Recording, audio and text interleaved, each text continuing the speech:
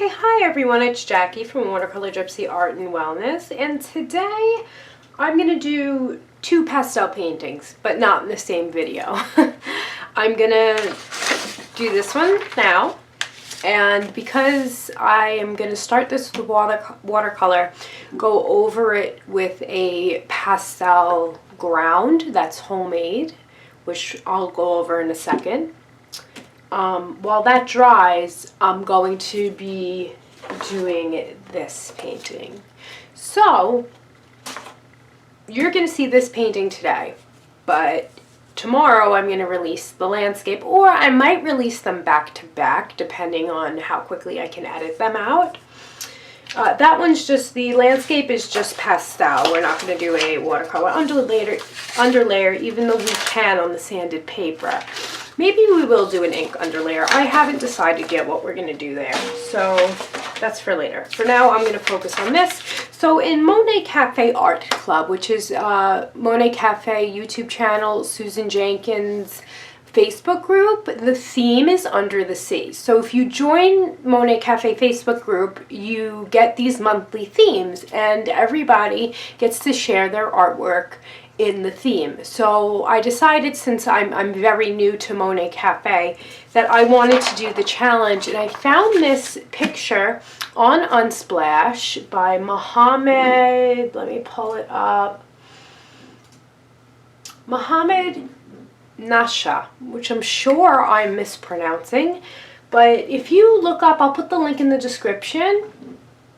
If you look up Jack, J-A-C, watercolor space gypsy on unsplash.com, you will be able to see all of the photos that I have saved that I've liked, and this is in the pastel one. It's the first one in there. So if you go and you want to try to do this tutorial or paint this photo, the photo's there. You can find it very easily.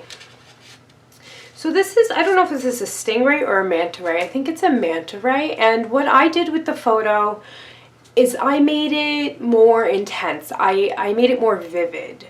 So it's more saturated than the original picture, because I really liked this turquoise transition in between the indigo and the light ultramarine blue going on here as it kind of fades into white. And this was kind of calling me. Normally I would do something like this in watercolor, but these dots, this texture was calling at me to do soft pastels, and soft pastels have kind of been my jam. I go from medium to medium. Sometimes I'm on an acrylics kick, sometimes I'm on a soft pastel kick, oil pastels, oil paint, which frustrates me so much that I don't even do it, and charcoal. I go on all of these kicks, which you'll see as my channel grows with videos, that for a month we're doing this medium, and then for another month we're doing this medium. Anyway, back to the actual tutorial. So since I'm planning on, if you watched my birthday video, doing a whole series on soft pastels, I'm in the process of collecting brands, and I'm just waiting for one more shipment from Dakota Pastels to do the full series. But in the meantime, I have my pastels that I want from Jerry's Artorama, which I'm really not a huge fan of. They're the Mungyo? I don't know. I pronounce things wrong. Don't judge. Don't judge. Extra fine soft pastels. Mungyo Gallery. M-U-N-G-Y-O. So that's Mungyo. I'm going to pronounce it like that. Extra fine soft pastels. I've been trying to use them up, so I'm going to use them in my underlayers, and then on top I have some Rembrandts, and I have one Jackson's in here because I only bought a few sets of the Jackson's handmade pastels, which are totally affordable and great if you're on a budget and you're looking for a soft pastel. And I have some pastel pencils. That's for this painting. I also have my watercolor palette on a porcelain plate. This is an animation thing that I learned from Animation Watercolors, and it's great. I keep this right in my drawer on my other watercolor palette.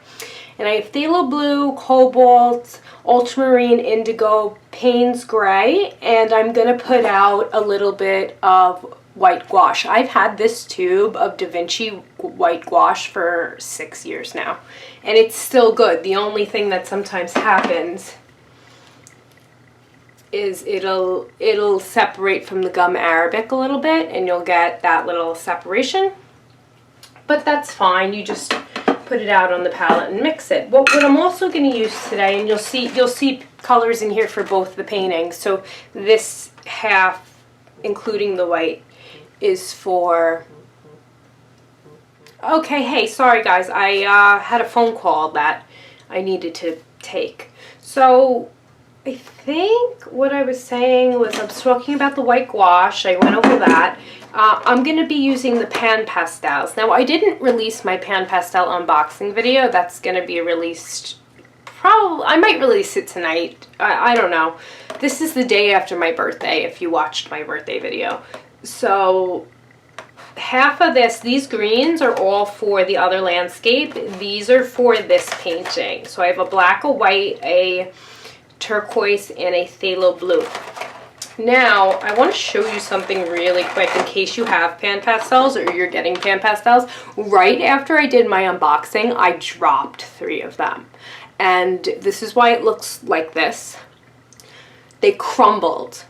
And I had to pick up the few pieces, like they crumbled in shards. It wasn't that bad. I was able to put it back in. And I put 91% alcohol that you get from the drugstore in here, and I pushed it down.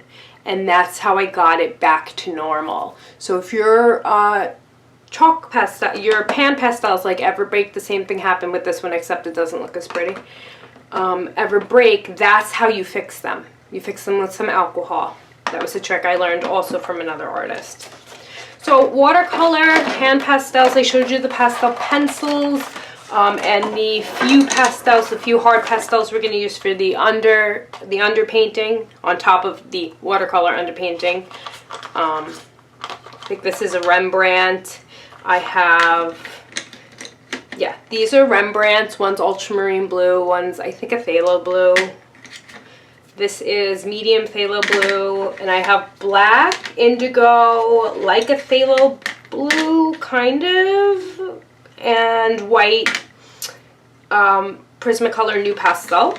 I'm using Pitt pastels by pastel pencils by Faber Castel. Sorry, the phone call really distracted me.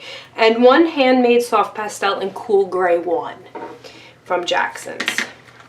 So those are the supplies that I will be using today, and I have a piece of Canson watercolor board. So I found this, I had cut up the board when I got it into all kinds of funky sizes, and I happened to find a square one because I tried to crop this for composition reasons. I want him over here in the thirds. So if you break your picture or your canvas into thirds, in one of those cross areas, you should have a subject of interest or what you want the viewer to see in the painting, because our eyes naturally will go into thirds. We'll go more into that in a different video. I wanted him over here. So what I did was I kind of drew dots, and I made this cross section. I did sketch him and I didn't like where I put him. I made this cross section of where he's going to go. This middle point should be a little bit over now that I'm looking at it. And I just did that with watercolor pencils. So I have a piece of vine charcoal. I have ultramarine light in the Faber-Castell watercolor pencils and Prussian blue. I have my kneaded eraser. I have a gesso brush from Blick for the pastel ground, the homemade one. Golden also makes an acrylic ground for pastels, but you have to thin it with 40% water, and you have to apply a minimum of 3 coats, and like ain't nobody got time for that right now. So like I didn't even know I was gonna make a video. I was gonna just paint this for myself, and then I said, you know what, no, I'm gonna make a video. So you guys are getting a surprise video. So what I did was I looked at my reference photo, and if I can, I'll put this up picture in picture. And I looked at where the transitions happened. So a transition happens about 1/3 of the way diagonally across, and it goes all the way across. And then this phthalo blue turquoise transition happens a little bit lower than the middle and goes across, but also bleeds down diagonally into the lower right corner of the painting, under the manta ray. And then there's this light ultramarine blue color here. So what I did was I made that line of that very dark color, that indigo. Then I made like a light indication here with my lighter pencil, looking at the negative shapes around the blob of turquoise phthalo blue color. So I'm just like, all right, that kind of makes a dip here. And I looked at all this space, this white, and it turns totally white. So I kind of looked at that, and I know it's very choppy, so I just made a light indication of where this color is going to go. And then I tried to draw the manta ray on, but I really wasn't happy with him. And like I said, I'm going to move this line over, and this is just watercolor pencil. It's going to come right up when we start painting. I'm just going to move this over. How long is this line? All right, it's about 7 1/4. So that's like 3.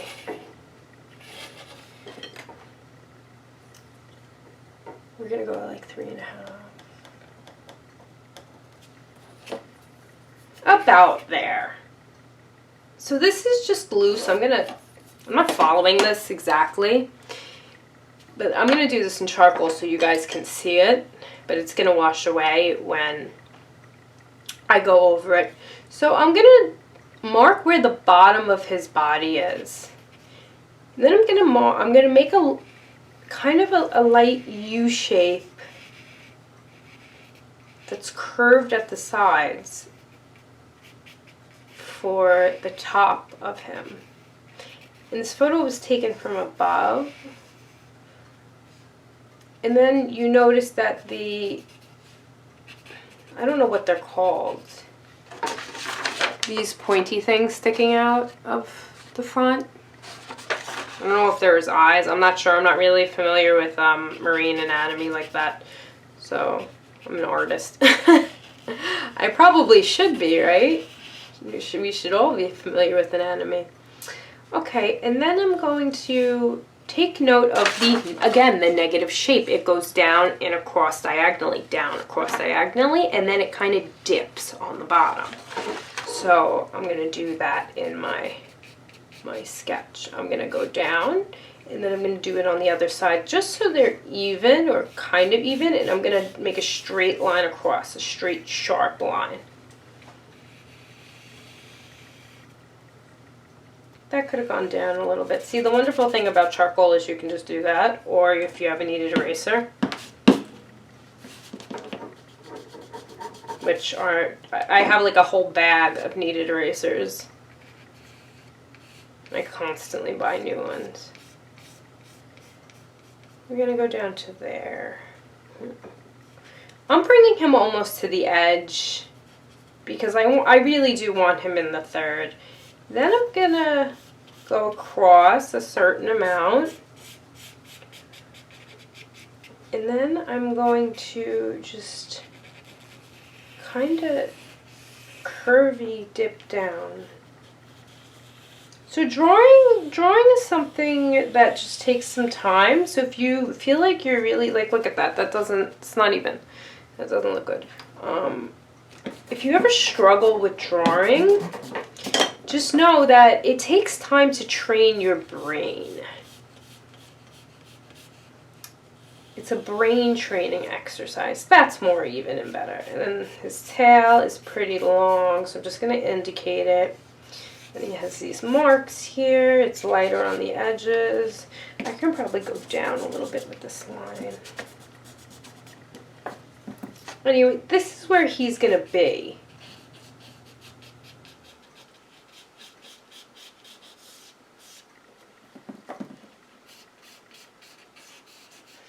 So drawing is, your brain wants to take over and say, I know what that looks like.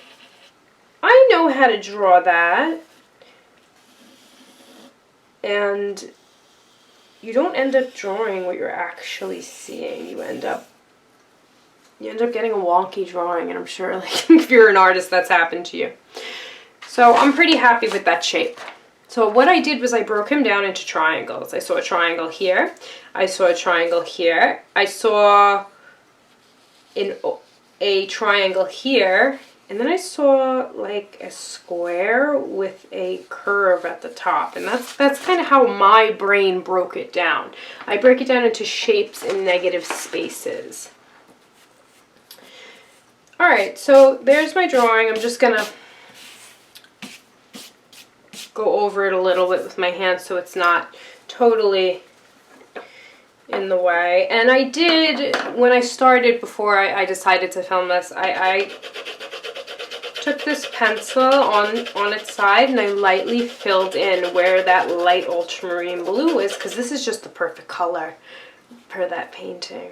It's also a little over here. And he's kind of black, but I'm going to make him indigo. The longer you follow me, the longer you watch my videos, you're going to see that indigo comes up in, man, almost all of my paintings I'm using indigo. Even if it's not really a local color, I bring it in. Okay, so I'm using a Princeton Neptune 1.5 inch brush. It holds a lot of water. I have clean water in my trusty mason jar. And I'm just going to sweep across the board. And it's going to mess up your charcoal, but that's okay. We're using pastels. So pastels go over charcoal. Pastels do not work with graphite very well. They are not friendly. So I'm going to have to get new newsprint because this one's going to be wet.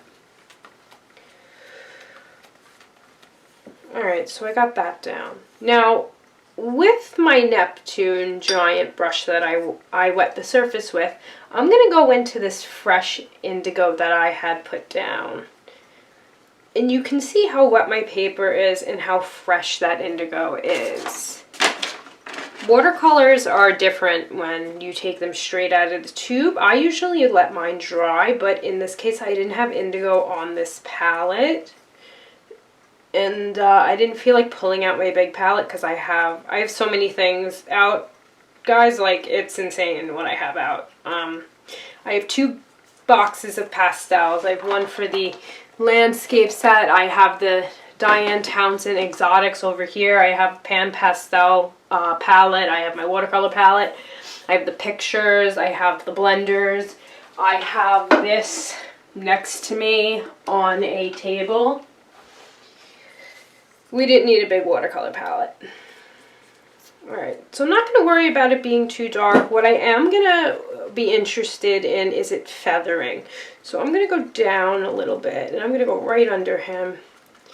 Because there are these marks that we're going to get with pastel, but I want to introduce them now. Okay, I'm going to clean my brush.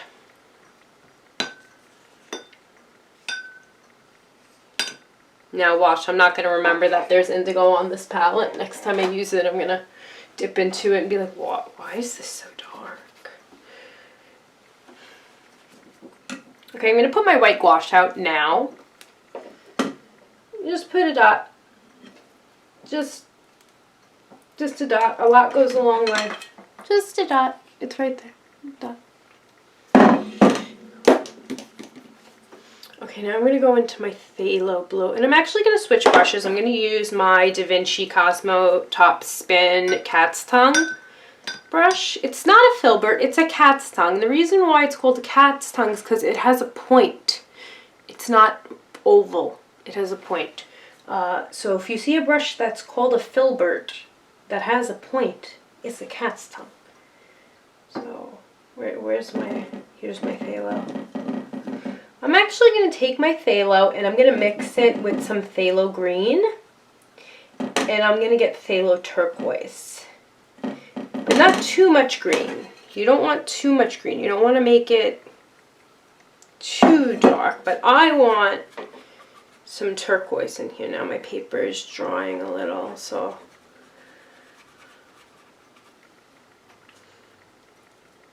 now this is an artistic license because the color on here is a little bit warmer in tone than this. And I'm gonna try to leave him kind of identifiable.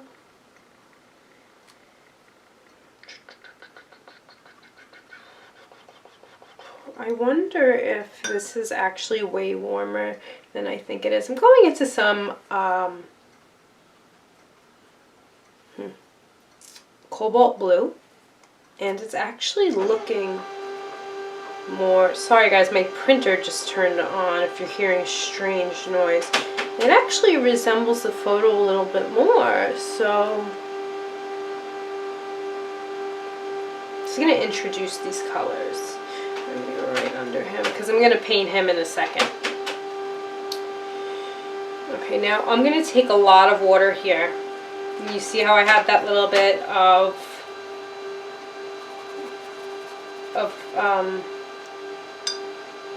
cobalt blue. Sorry, I forgot what I just used on my brush. I'm gonna kind of scrub it in here, making sure that all my edges are messy and that all my edges are blurry. And it's here too. We're gonna do it here. So it goes from like an indigo. Really, this is an intense neutral blue. I thought it was much cooler than it actually is, but I'm okay with it not replicating the photo. So I'm just playing here now. I'm surprised my board is starting to bend. So we have our light color in. And then I'm going to take some white gouache. And I'm just going to go over in the corner.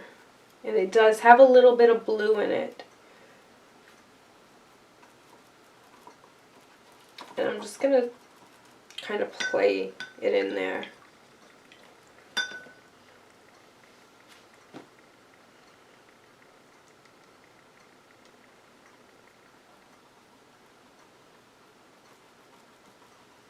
I'm like dabbing it in there, and as I'm dabbing it in there, it's picking up the blue. So we're gonna lighten this up with Pastel. But we have a base in. So the last thing we have to do, and this is my favorite thing about cat's tongue brushes. I'm going to take some Payne's Gray, and I'm going to fill him in.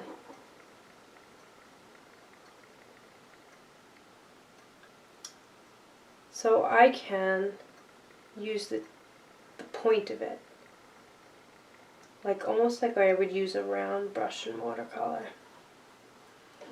And it's going to feather. It's not going to stay neat. So this also gives you an opportunity to clean up anything that you weren't happy with in your initial drawing.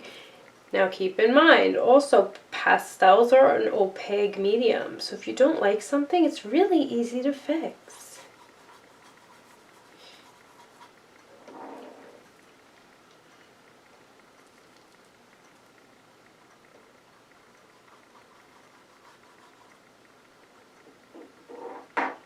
I'm going to try to get the points of whatever those things are in there, and they're going to bleed out. You see how everything's kind of bleeding out? I could have zoomed in a little. Yes, like it helps you now, right? I always think of things after. Now I'm going to take my Prussian blue pencil and I'm going to make the line in the wet board where his I don't know if they have a stinger, tail, stinger, thingy, whatever, just to indicate where it is. Now, if you're looking at this now, you're going to see it's all messy. It's a mess. So I'm going to dry this with my blow dryer, and I will be right back. Okay, so we're nice and dry now for the most part. You can tell if you touch the back of your hand to it, and it's cool. I use a embossing heat tool by Marvy, I think it is. I can't read it. There's so much paint on it. I've had this since I was a little girl, and I scrapbooked all the time, and it's lasted me this long. The only thing you have to be careful about with the heat tool is that don't scorch your paper, and you have to wait a little bit longer after you dry it to make sure that it's not cool to the touch. Okay, now the fun part, putting the pastel ground on. Okay, this is a recipe that I'm not going to share with you. This is a recipe that is from Monet Cafe, Susan Jenkins, and the video, which I will link in the description, it'll say for the homemade pastel surface ground, is called Can I Paint on Wood / DIY pastel something? I don't remember what exactly, but it's Can I Paint on Wood is what it's called, and it's Monet, Monet Cafe. And I mix them up in this little jar I had. I'm going to use a little water. And I mixed it really well, and I'm going to go over this.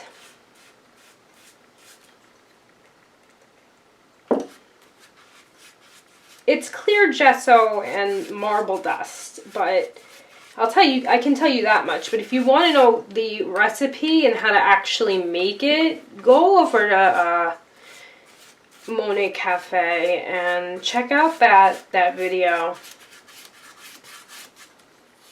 And I'm going to be very loose with my strokes because I want that texture to come in. I don't want to get that on my watercolor brushes. Don't use the same watercolor brushes in gesso, especially gesso, that you would use for your watercolors. It's going to ruin your brush. So you see how everything's kind of lifting because it's watercolor? Even though it was dry, it reconstitutes when it's wet. So we got like a nice crazy mess going on here that we can fill in and work with. It's like working with a toned paper that already has your design on it. Okay, I think that's enough. It's a lot. So this was a very little amount I made, and it'll go a long way. So I bought these 2-ounce glass jars with the plastic lid on Amazon.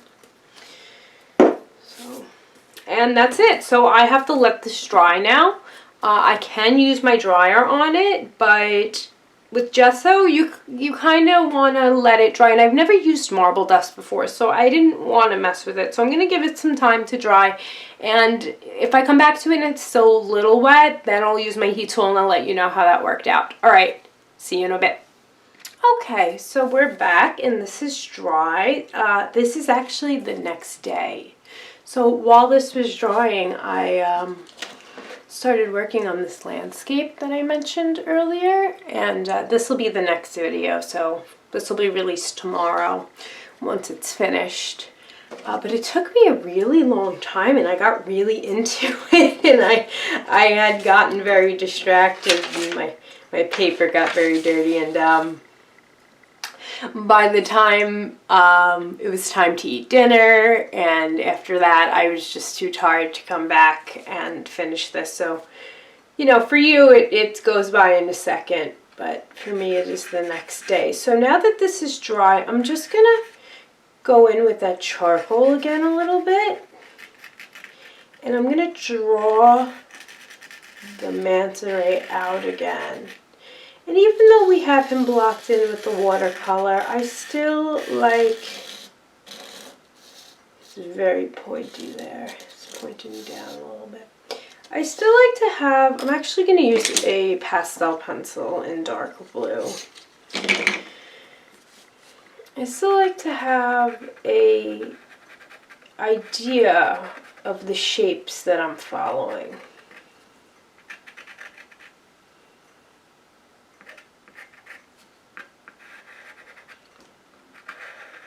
So this one is more of a tutorial. The landscape that will be released tomorrow is more of a like studio hangout, I'm calling it.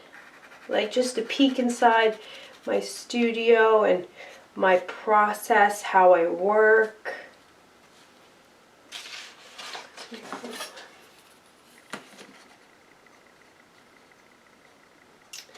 This needs to come down a little bit more. There we go. And this pastel surface is actually phenomenal.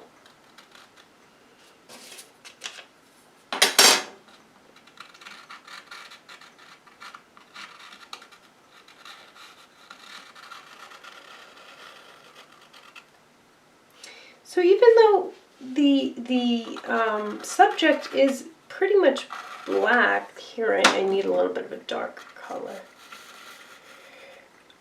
I'm going to add color into him to make him interesting.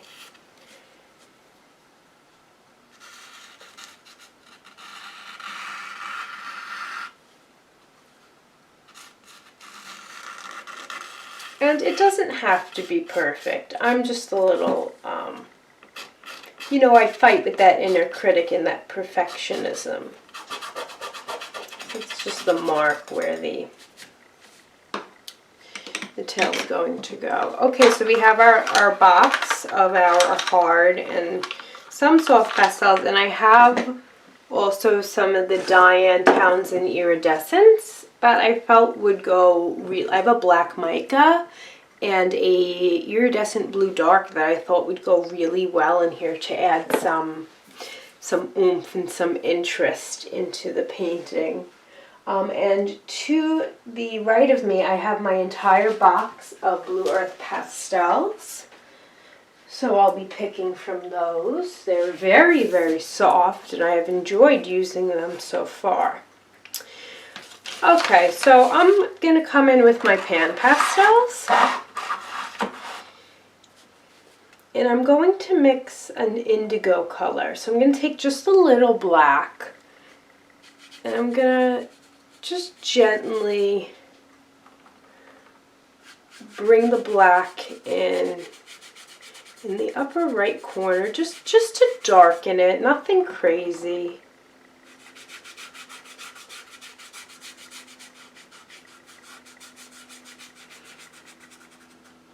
And I'm going to bring my Phthalo blue. Is this ultramarine or Phthalo? I forget. It's Phthalo. I'm going to mix that together. I'm actually going to use my pipe foam insulation to blend that together because I don't like how those lines are sticking. So maybe this surface isn't the best for pan pastel. This is pretty much like a second underpainting. Just reinforcing that gradient that's very smooth and then turns into like a blotchiness. So I'm seeing this dark indigo color goes all the way across. And I'm probably going to go over it even with my Prismacolor Nupastels. Just to get a layer of soft pastel on there. I think this is my indigo, or maybe this is my black. That's my black. Here's my indigo. Oh, that's better. Okay. Yeah, sure. I like that better.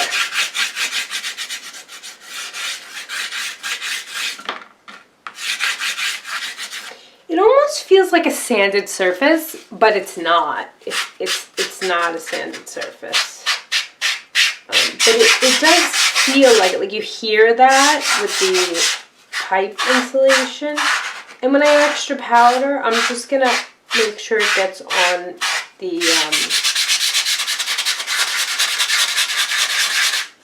the newsprint underneath so I can save that powder. I actually have a Velvet Touch by Princeton here that I use to put the powder off to the side. And when the newsprint gets too full,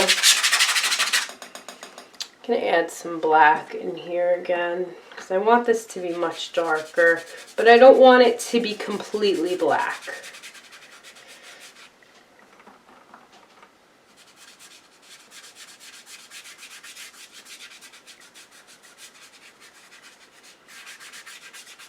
Pastels are going on here a little bit too smooth for my liking, believe it or not. I'll go into that phthalo, mix with that indigo perfectly.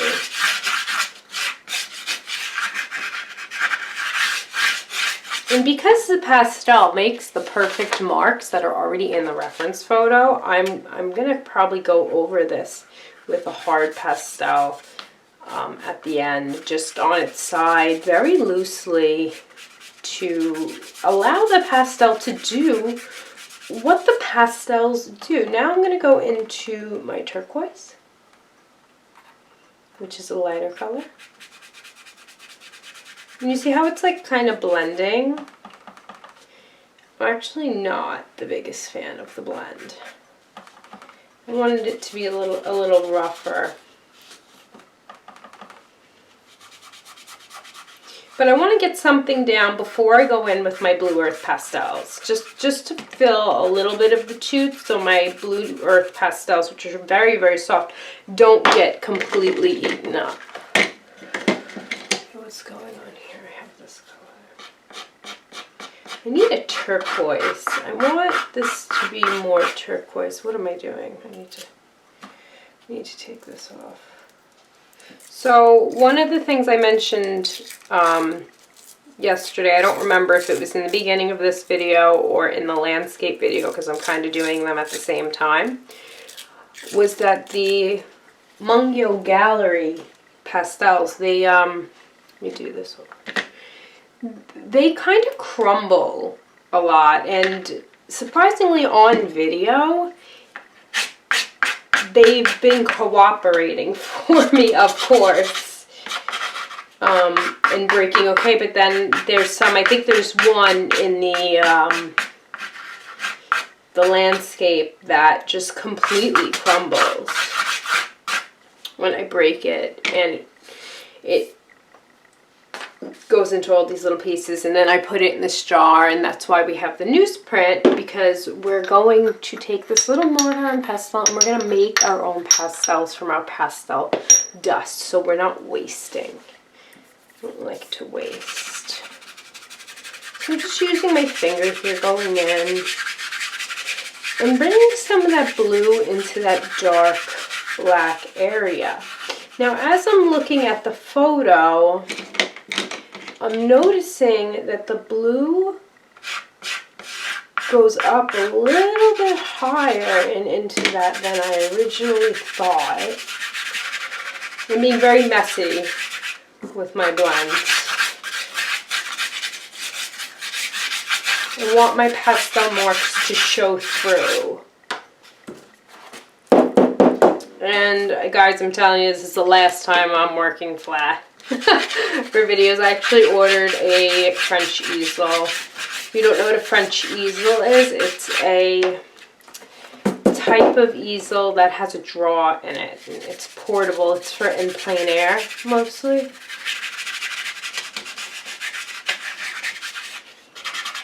I gotta figure out how I'm gonna get this turquoise color, because the turquoise in the pan pastels is not the turquoise that I'm seeing, and it's not the turquoise that I want. I don't want one that's too green. I want one like in the perfect balance between green and blue, like kind of like a phthalo turquoise. I wonder.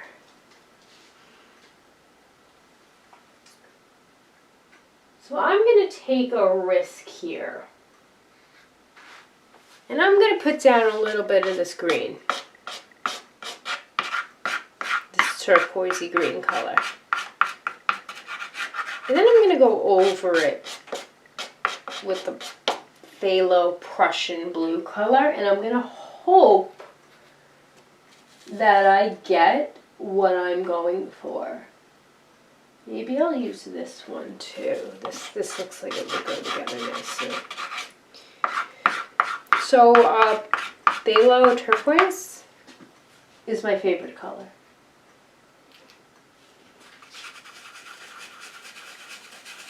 And that was kind of what I was going for, was that color. So I had to mix it. And that's the great thing about pastels. And that's why it's called pastel painting. Where is my charcoal? I'm going to bring my guy back a little just so I don't lose where he is.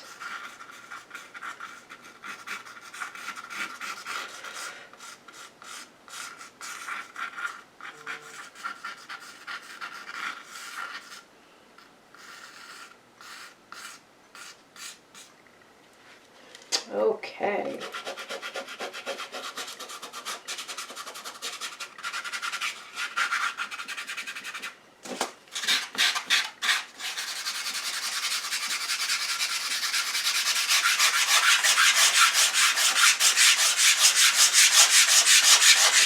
So first I brought the light up into the dark. Now I'm going to bring the dark down into the light.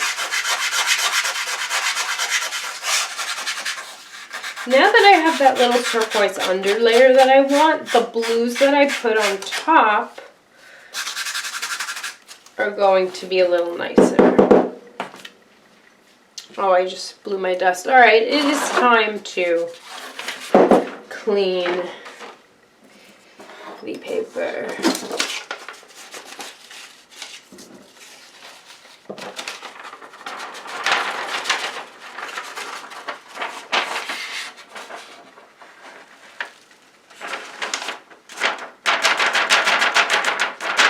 When you use the pipe foam insulation, I had a wet rag in here yesterday, but I'm sure it's dry now. It scrubs off a lot of pigment, makes a lot of dust. Unless you're using a good sanded paper like you are, if you use it too heavily, it's going to blow off some of your pigment. Okay, so now I'm going to bring back this blue. And do I have this blue in a softer pastel? Let me see, I'm comparing.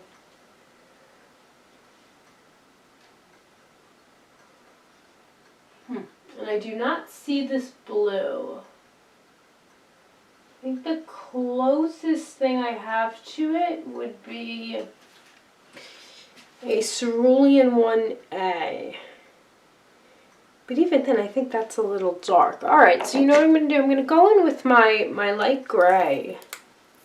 Tone this down a little bit. Taking this off. I'm going to regret this. Cool gray 1. Alright. See how smooth that breaks? Perfect. This is a Jackson's Handmade.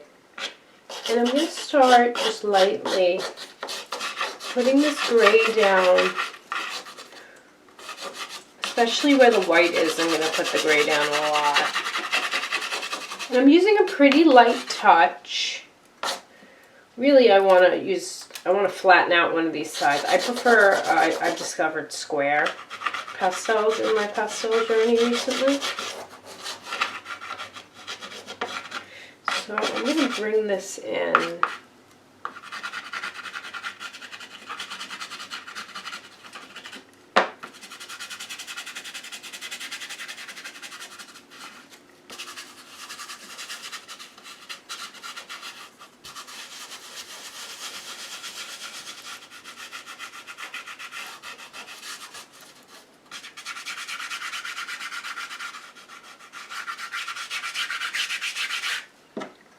I think I'm going to bring this. This is too dark.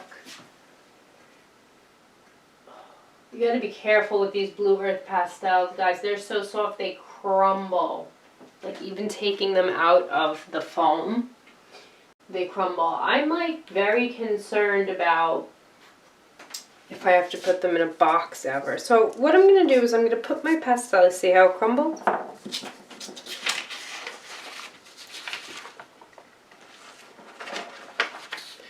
gonna put my pastels on here and I'm gonna see if I can actually go a little bit more intense and a little lighter.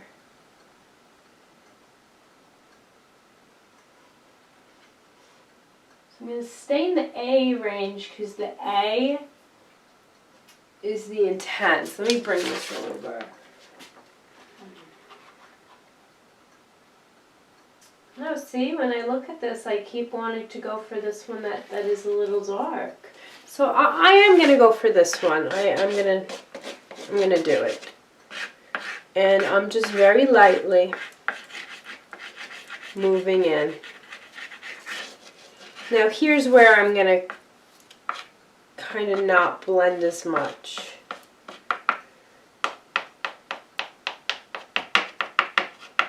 I'm going to get those marks on the bottom, but I'm also going to have to do that white again, so maybe I'll hold off on the marks a little. And I'm going to go over it with this Mungyo Gallery Pastel.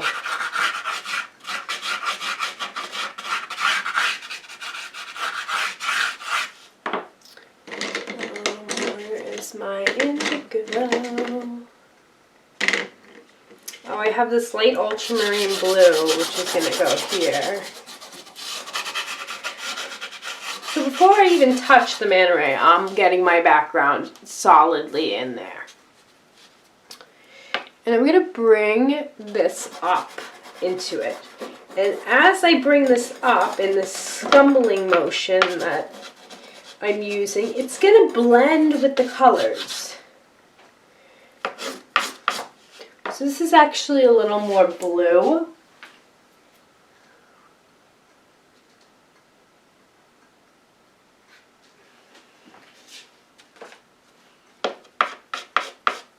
So I reached for a Cerulean 5B. And it's kind of perfect, especially under that ultramarine blue. And it's here too, so it goes up into this turquoisey color. And it's here as well. And, you know, I have some artistic liberties. I don't have to copy the reference photo, but me, particularly, that's where I get caught up. That's my pitfall 90% of the time, is I get too attached to a reference photo, and I think I have to copy it, and that is a big problem of mine. Do I want this color? Oh, it's gotta stop breaking when I try to take them out. No, it's on my finger. I don't want that color.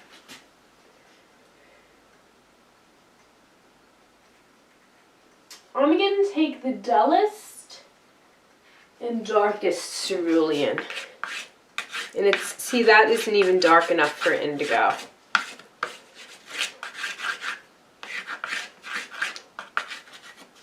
So I have to go back to my Nupastel.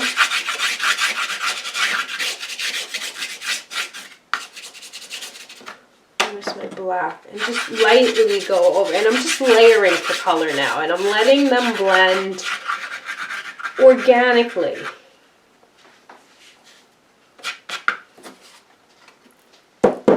Don't blow your pastel dust. Always tap it off.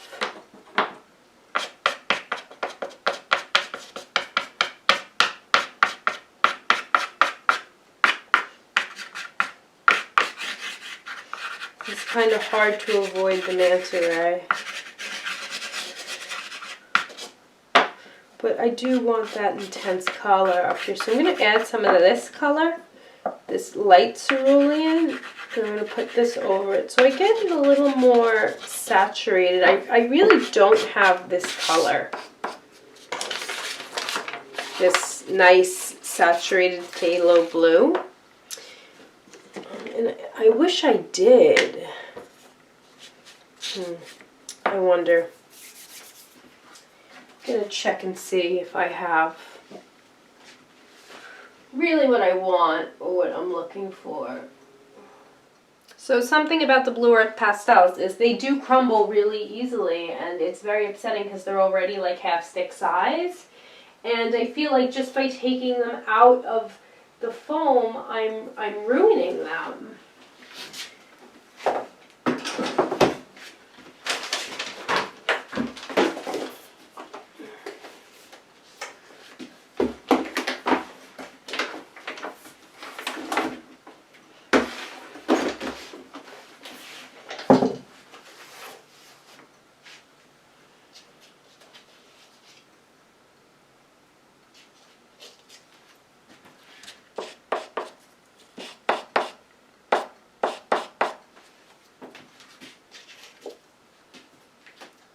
So that was easy. Deep phthalo blue, I found it in about a second because I knew what it was that I wanted.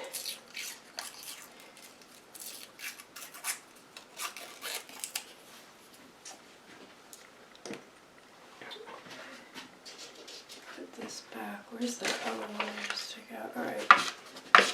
Now that's more of what I wanted.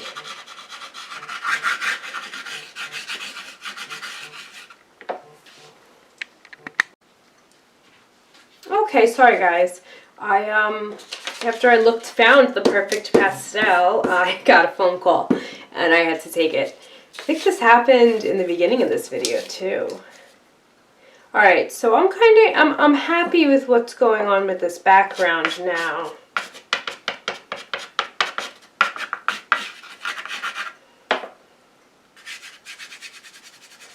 And I'm just gonna blend a little on the top and bring it down. But I'm not pressing so hard that this needs to be a little darker here.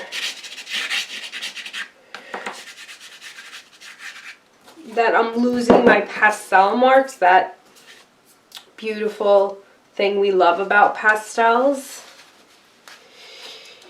I'm gonna go in with this gray again here, because this is actually bright white, so I'm going to make it bright white. But I'm going to put an underlayer of gray before I make it that bright white. And it's a cool white. It's not an ivory white. It's a very cool white.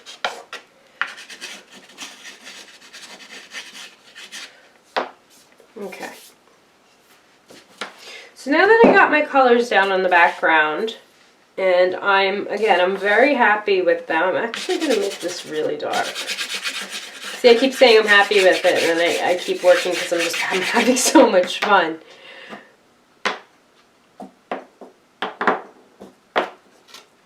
Okay, let me get my other pastels back up here. I have about 4 boxes of pastels out right now. Alright. So he is black, but I don't want him to be black. I want him to be dark indigo.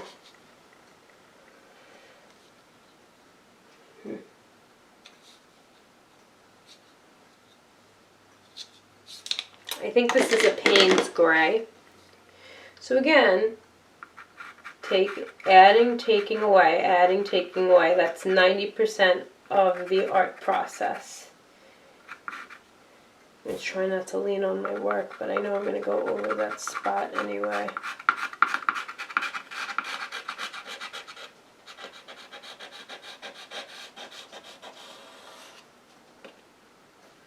So I'm just going to make his shapes now. He has a few white marks that I'm going to keep in.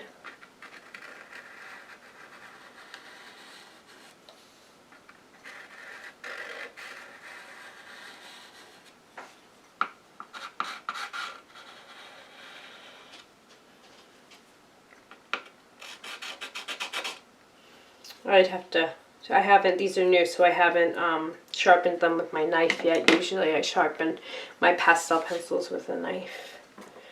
And I think this is black, so I'm going to just lightly go in here with this black. Because the ground is so textured, it's okay for me to layer, which is what I like about pastels. Let me see if I can zoom in for you a little bit, but I don't want you to lose the reference photo, but I can always put it picture in picture. So I'm just lightly with hard pastel, because this is the first time I've really worked on him, other than the watercolor. So here he has these sharp turns where his, I don't know, they're like wings. So I want to accentuate that, those sharp turns. All right, now that that's in, there's my indigo. I'm going to go in with my indigo. And I'm using the pastel on its side to get in there, and because he is the highlight of the painting, I'm going to blend him out way more than I'm going to leave the background. I'm going to leave the background pretty impressionistic, and I'm going to blend him so he kind of sticks out. But I'm not going to blend it so much that he looks like he's pasted onto the painting. There needs to be some cohesion. And most of the cohesion comes with the fact that I am using the same colors throughout the entire piece, which is very easy to do in this piece in particular, because it's cool blues. It's all blue family.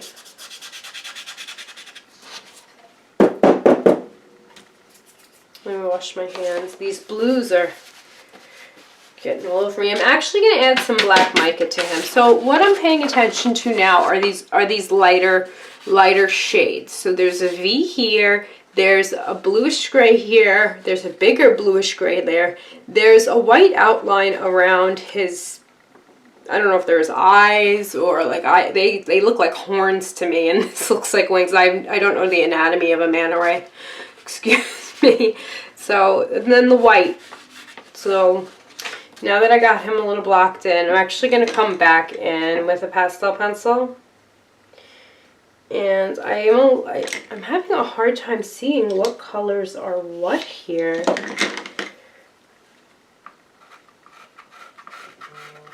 And I'm going to define him a little bit more.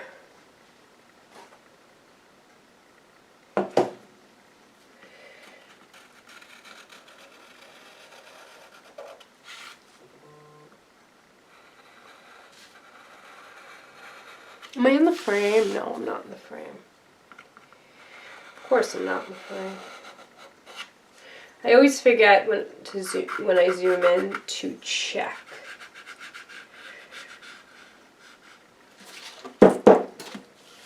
I want this point to be defined. I want this to be a nice sharp edge, but I don't think I'm going to get that. So I'm going to deal with what I have. And because my hands are very, very, very dirty,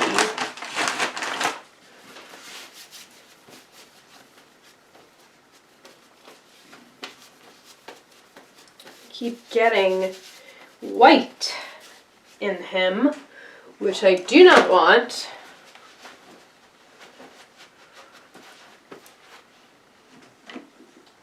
You know what, guys? I'll be right back.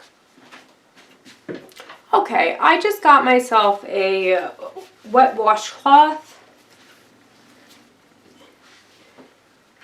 so I could just keep my hands a little bit cleaner, because these blues, man, these blues are strong.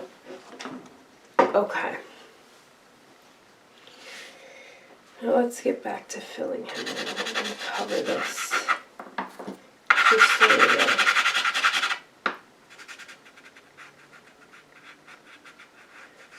I'm going to gently gently blend. I wonder if I can blend with this, or if it's going to pick up pigment. Sometimes these blending tools, they pick up pigment more than they deposit it. Alright, so this one's getting a little longer than I want it to, so easy fix. Negative paint around him with my colors. And that's how I think I'm going to sharpen his edges. I'm really loving this this look I'm getting when I'm stippling. Let me zoom back out because I keep moving out of the frame. Okay.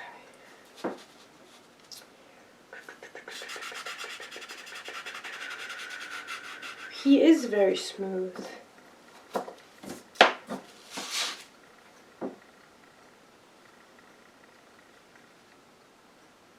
One benefit of working flat is you can turn your paper. When I work in pastels, when I work on a easel, I use a board,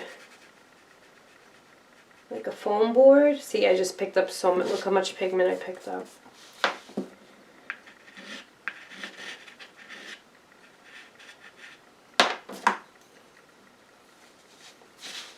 You know what I think I'm going to put to use right now? Wait a minute.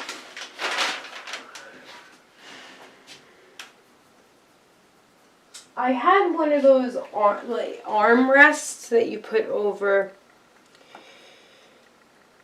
your painting so you can keep your hand out of things. And I had it next to me for the longest time, and now that I need it, I don't know where I put it. I didn't use it for a very long time, and now of course I'm like, where's that thing? So I kind of put this in the wrong place, so I'm just gonna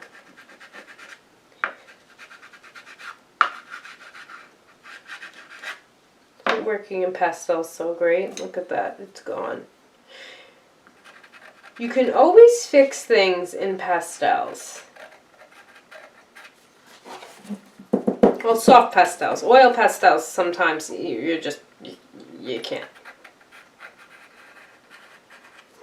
Okay. So now I'm going to do his tail last because it's just a straight line, and I'm probably going to use my ruler to achieve that. I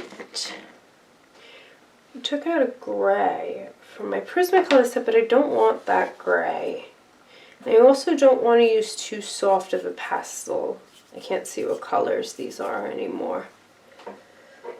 And I'm going to just start to go in where I see these light shapes.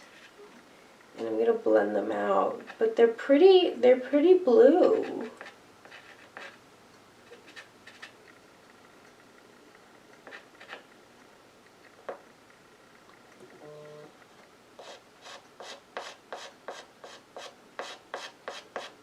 So I'm going to go in with my light first.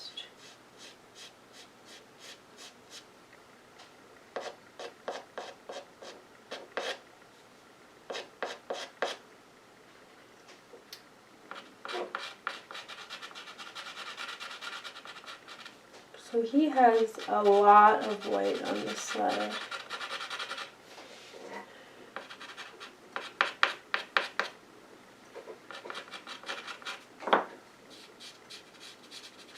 I'm going to blend that in a little bit. I'm going to look for, this was my light blue. I want something a little bluer for around the edges.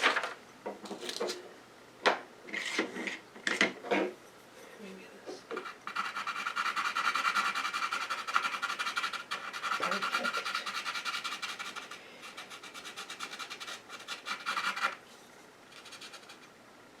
And I'll go back in a moment.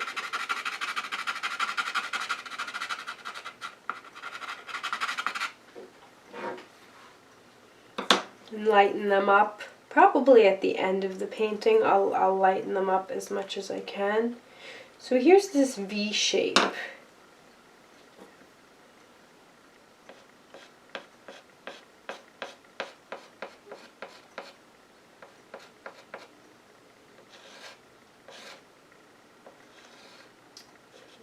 Kind of curves. It goes down.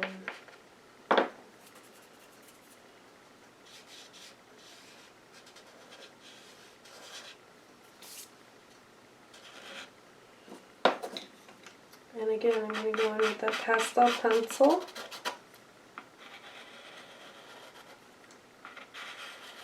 And it doesn't need to be perfect. I'm really looking for the impression of him.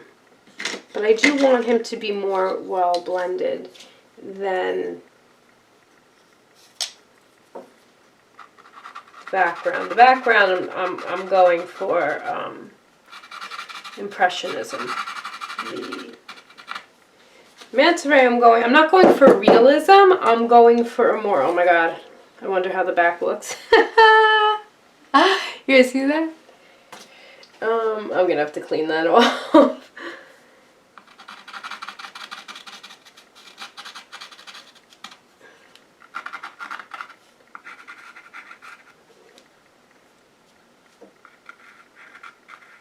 Alright, so that's not a good color for that, so this is a good color for that. He has like roundness around this top area that I want to get the shape of. But I don't want it to stick out too much.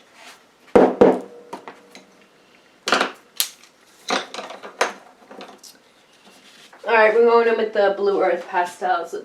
Pray for me that I do not break one. I think I'm going to grab Cyan Family still.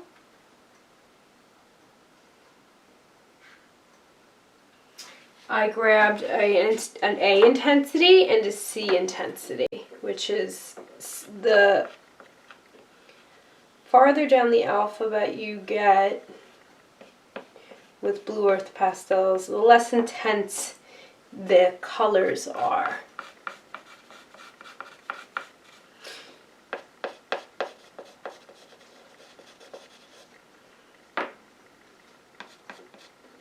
You know what? I might not blend this. I might blend the edges just a wee bit. I actually, you know what I want? I want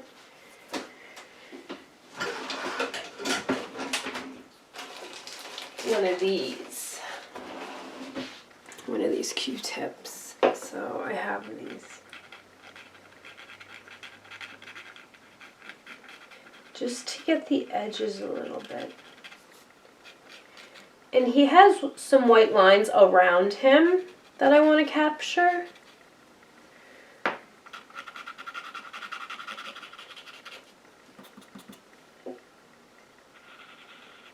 See, there's so much black in him that actually looks a lot better if I just use my finger. That when I mix it, it turns very gray, and I'm trying to maintain that blue vividness in the white.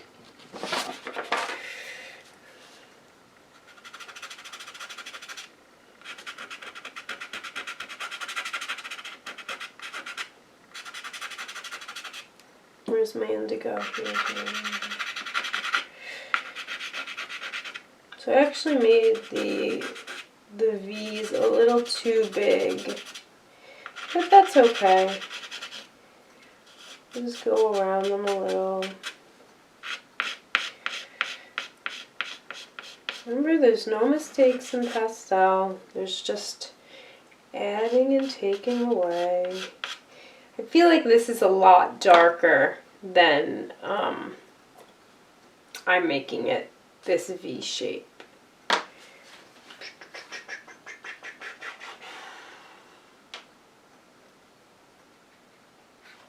Wiggling out another intense color.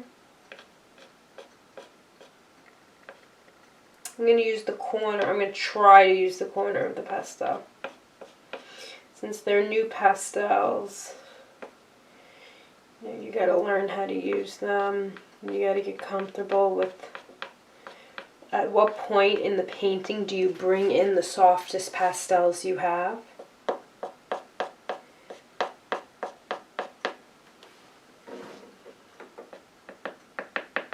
I'm just dotting in here, and then I'm going to dot in here. Trying not to pick up that black. See, my fingers are very dirty, so it makes for problematic blending.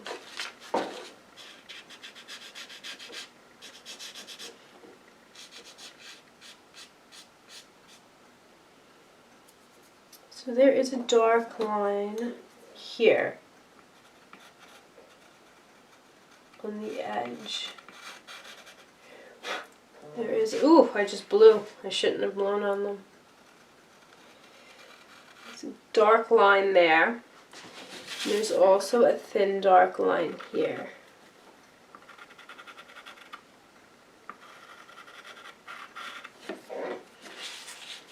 It's very subtle. And then there is, let me just see if I can blow that out a little bit more. So I'm going to go around these highlights in a moment. See, I'm keeping that line I just made, even though I might lose it when I brighten up that white.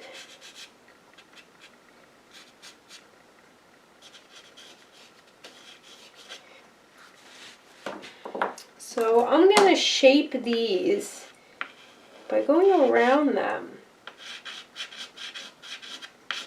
So if you made them too big because you were blending with your finger like I was, you just go around them. And you can come back and blend with your soft tool. You can blend with your finger, but if you're going to blend with your finger, just be careful not to lose the entire highlight. Now I'm liking this blending tool right now because it's helping me drag some of that pigment, and it makes it look a little bit more natural how it's fading it in.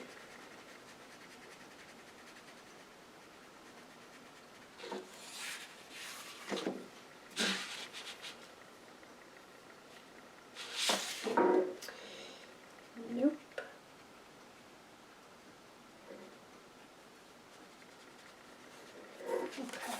The only thing I don't like about the soft tools, like I mentioned earlier, is that they pick up pigment too. They pick up a lot of pigment.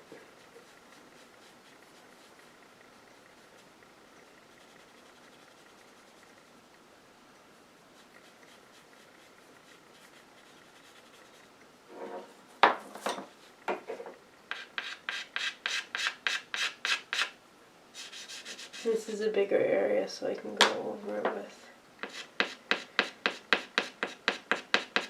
with my pastels and blend.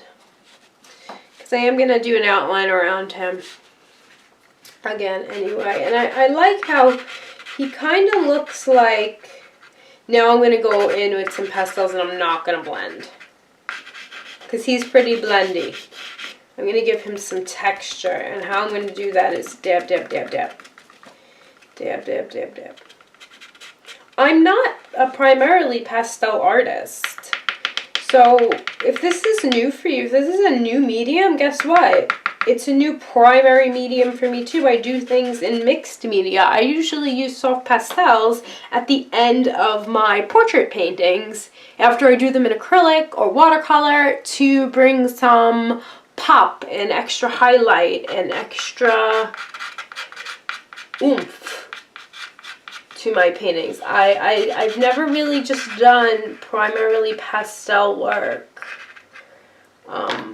But something, I don't know what, made me just like wake up one day and I said, all right, I'm gonna do soft pastel paintings, and that's what I'm gonna do now. Well, where did that blue go? I had that blue that was perfect for this. There it is. So now that he's mostly done, I'm going to be very mindful as I go around him. And this is actually, now that I'm looking at it, it's warm. It's like a lavender. I'm putting my blue earth pastels to the side because, like I said, they're really, really, really, really delicate. So I don't want to break them up. You know, when you get a new set of pastels, you think they're so precious. That's too gray. See, it's great to see colors with this, but also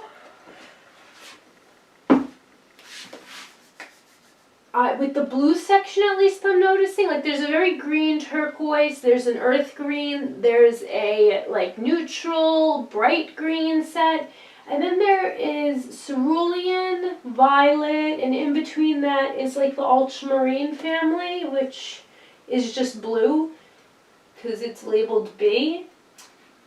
I wish there was more of a bluey, a periwinkle color. That's really what I want, is a periwinkle type color. So I'm going to pull this Violet C5C. So I don't know what that means yet, and I'm just going to sprinkle it.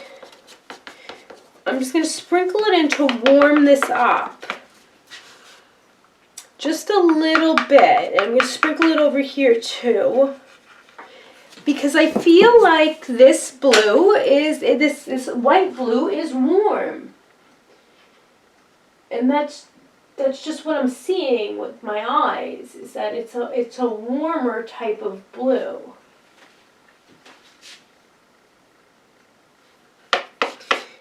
And if I put in that little bit of violet and I go over it, it's okay. It has a purpose there. So I'm going to bring the white up a little bit farther than it actually is. Not the white, the lighter color. Again, being mindful of my manta ray that I had just worked on, because I have to bring this blue down.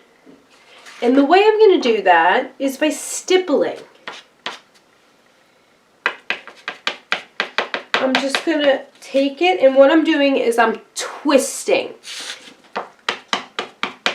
I'm tapping, and I am twisting. I don't know if this is called stippling, but I am, and it's blending the colors. Now I'm going to have to go in there with some black or turquoise and make those. But that's okay. Let's see if I can do that now, actually. Because when I saw those, I was like, oh, those marks are, like, made for pastels. I need a softer pastel for this.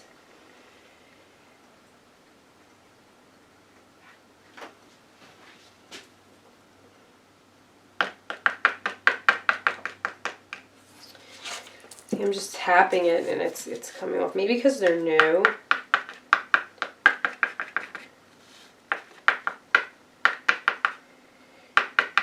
So I'm just tapping that color in.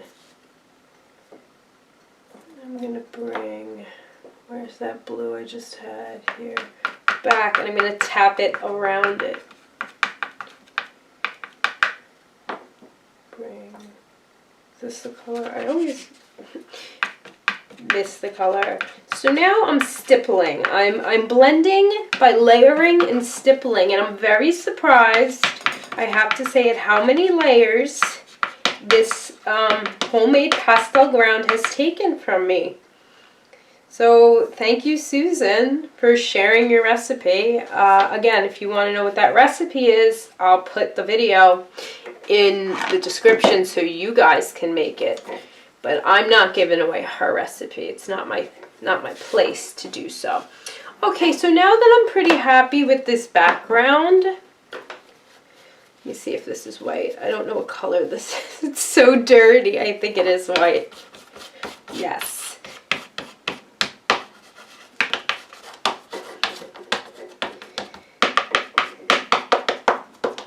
This is why I wanted to do this in pastels, because of all of this textural stuff. And I don't know if that's the sea floor. I don't know if that was edited in. But again, I am tapping. I'm tapping pretty furiously with this one because I know it's either a Rembrant. I think it's a Rembrant. And they're pretty hard, so they can take it.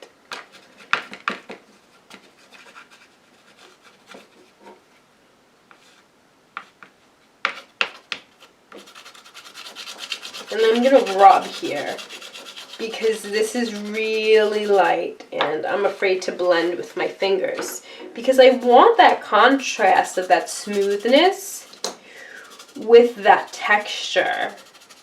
So that's another way we can get contrast. We can mix smooth with textured. So I'm just going to kind of smooth this white part out a little, and the blue's coming down into it. So what I'm actually going to do is I'm going to try to clean. Well, first let me, now that I'm bringing the white in, we're almost done.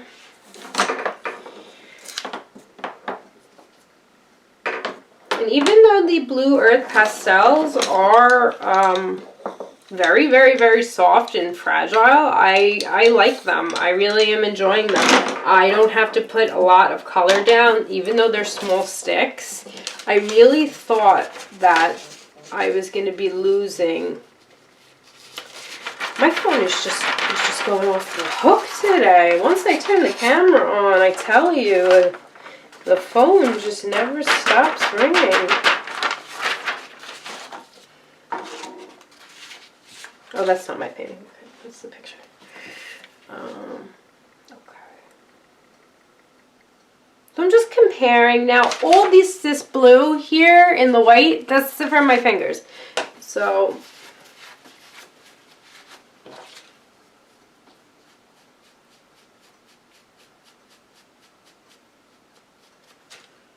if you've been watching my videos, you know that it was my birthday.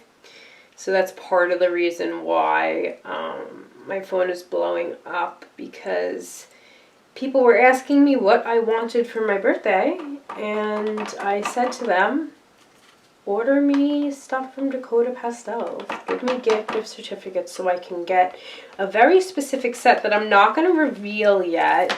This isn't working. I want a light white. And I very rarely use light straight white, but I'm going to use, because I want that contrast of this light white. And here I'm just rubbing the side of the pastel on, and I'm gonna bring it up here a little bit, and I'm gonna bring that blue back in. Where's my wet rag? Now I want to blend this so it looks like the white of the paper.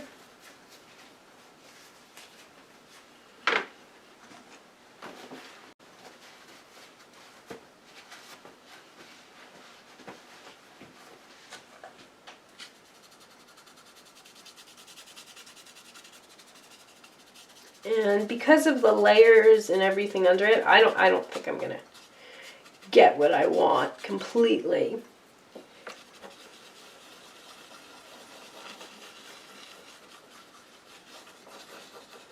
But hey, I'm going to try to get as close as I can, right? And some of those pastel marks are still going to show through.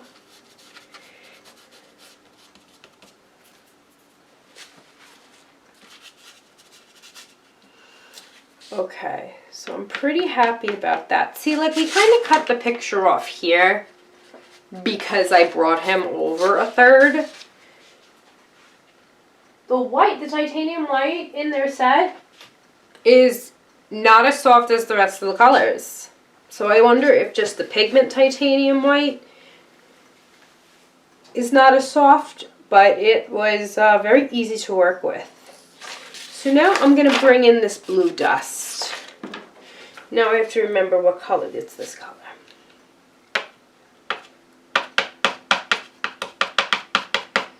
And again, I'm just taking the side of my pastel and I'm stippling that in. And I'm making this big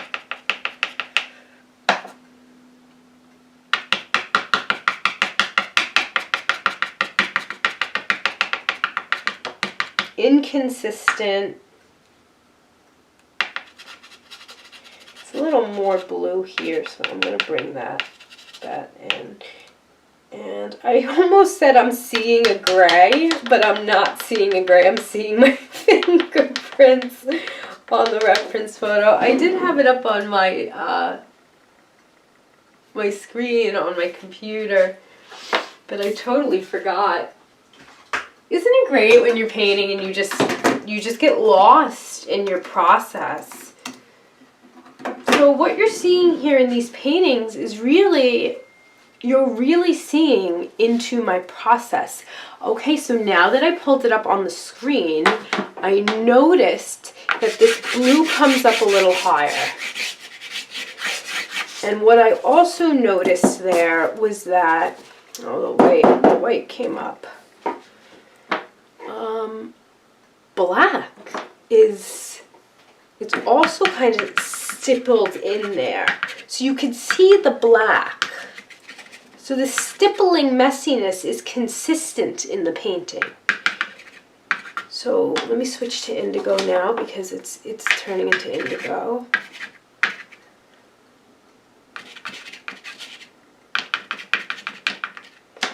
Use this one.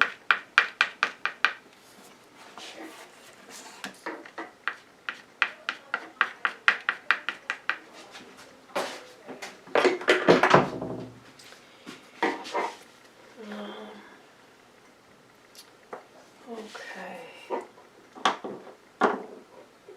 This is not bad.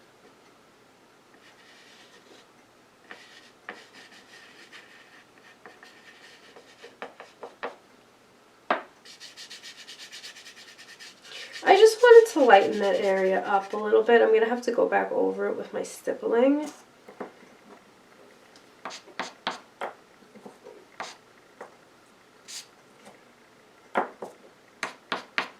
That's the good thing about printing out your reference photo, is that you can see by making marks. With pastels, what you see is what you get most of the time.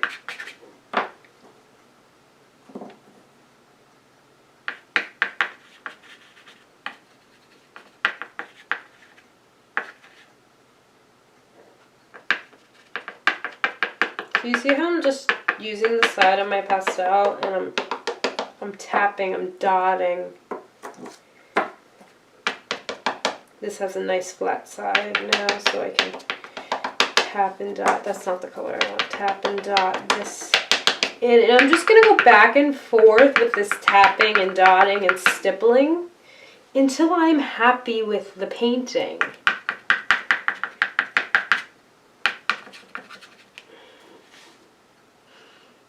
So if you want to do challenges like this, I don't have my own Facebook group yet. It's coming, but Susan Jenkins has, who made this pastel ground recipe that we so graciously can use,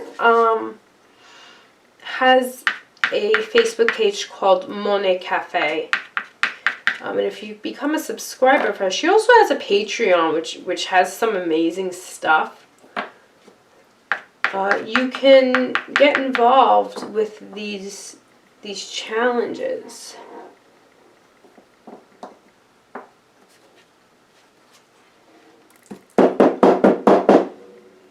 So this was a challenge. I wasn't going to paint something under the sea. I would have never thought of doing that this month. It's fall. It's October. Why would I paint something under the sea? I want a little bit of a brighter,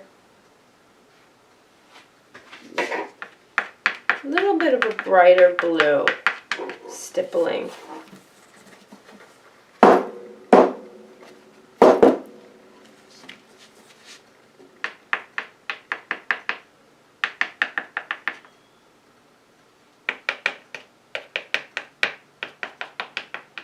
little easier to do with the soft pastel than it is.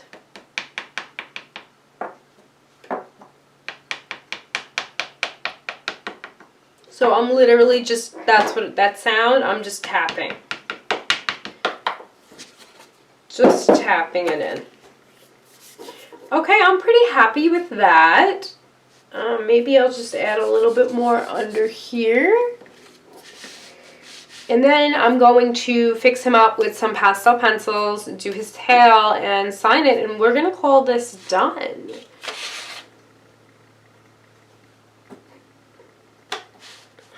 If I could find the color I want, we can call this done.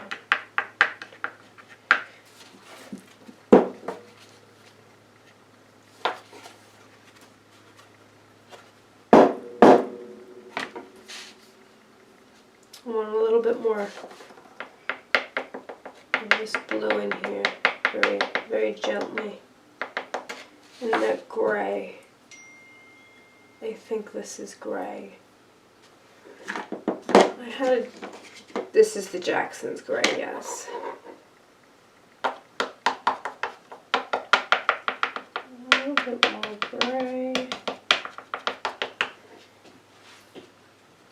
I'm going to bring this blue down because I lightened that up, remember? So I'm going to re-intensify it, but now it's on a lighter surface, so you'll see it a little more.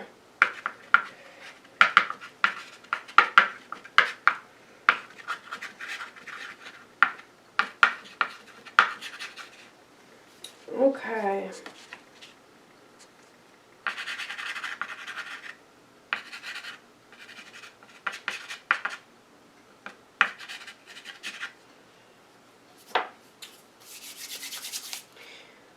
All right.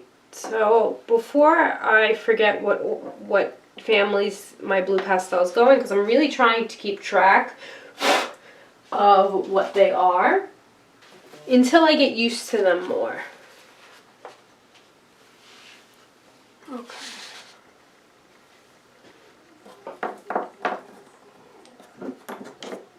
Alright, so let's go in with those pastel pencils now.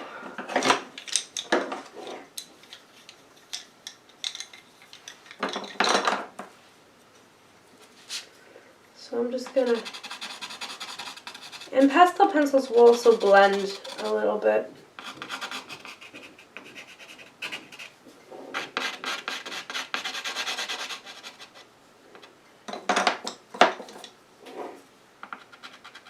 You can make those really sharp corners. And we kind of lost him a little bit here.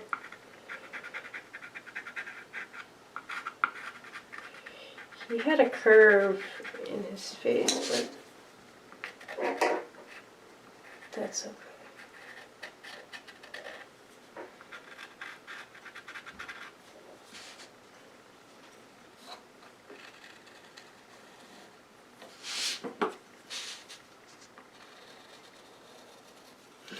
Okay,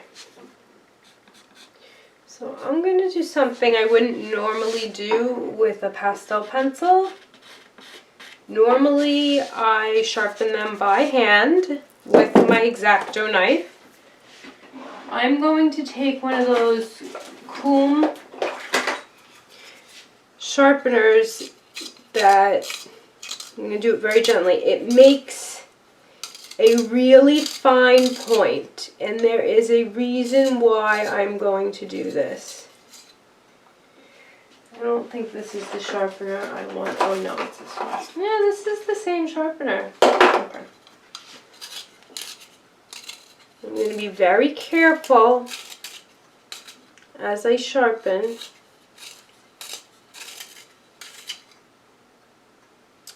I don't know if you can see that. Let me get in front of the camera. So the point actually gets extended a lot. And then you bring it in the second hole and you get a very, very, very fine point.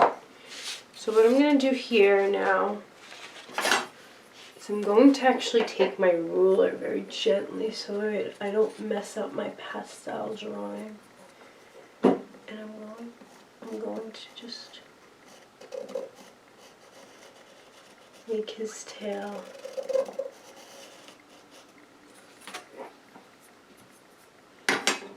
See? Wasn't that easy? When you use your tools, you're not cheating.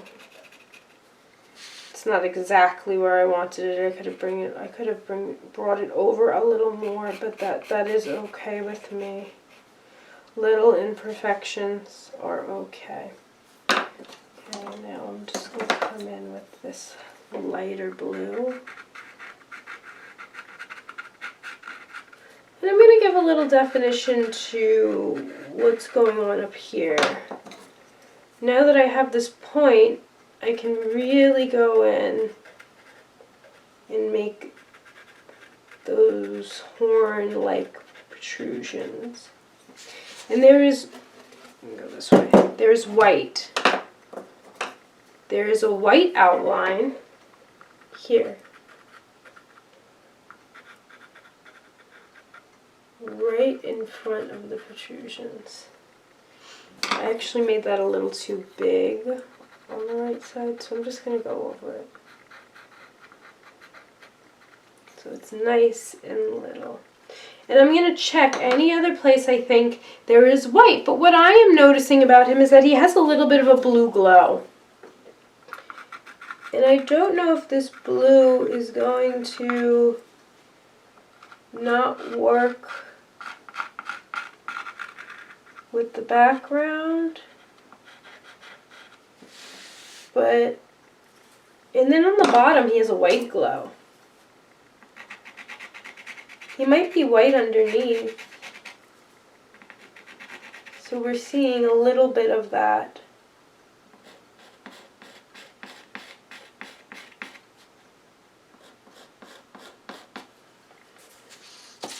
And there's the same thing halfway on this side. Not all the way. Just halfway. There's white here. Around where his tail should have been. It is bothering me actually. So I'm going to come back in with my white. And I'm going to stipple over it.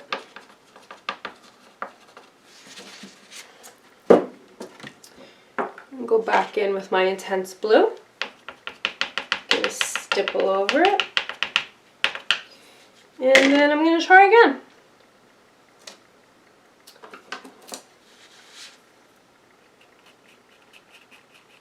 So there's where I want to start. Right here is where I want his tail. So I'm going to take my ruler again. I'm going to try to push because the paper is curling down. No, it might be a little thick. It is a little thick, but that's okay. Very gently come down. And now I'm happy.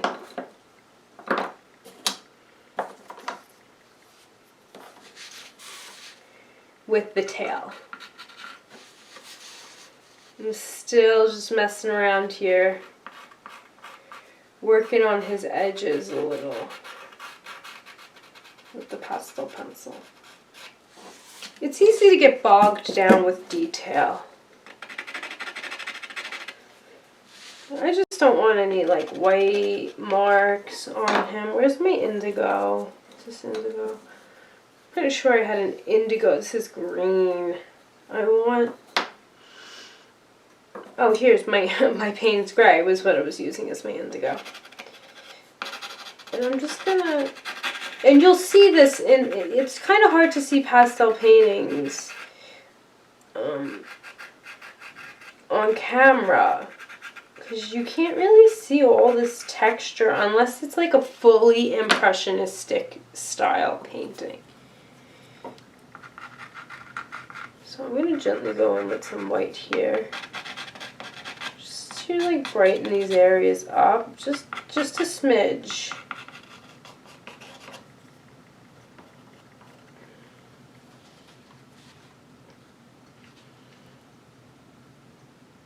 Okay, and there's one last thing. I'm very happy with how this came out. There's one last thing I'm going to do. All of my pastels are back in their homes. They're in the right order. Put my pan pastel on. I wanted to use these Diane Townsends. And I wanted to just, like we did before, I want to stipple a little iridescence in there and see if it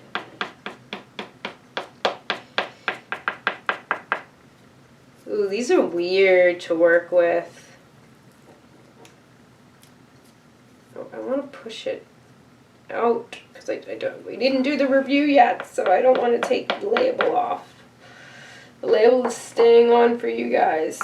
These are like a hard, soft, handmade pastel. Hard, soft, medium.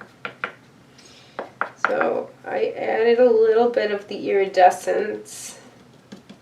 I don't think it's working. I think there's too many layers, but this is black mica. I'm putting some, that's working. I'm putting some black mica in my guy. I'm gonna dazzle him up a little bit. And this is working.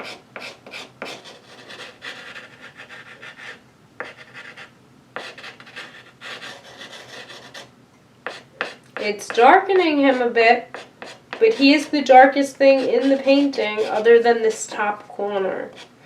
So look at that dazzle. I don't know if you can see it on camera. Let me see if I can move my light so you can kind of see it.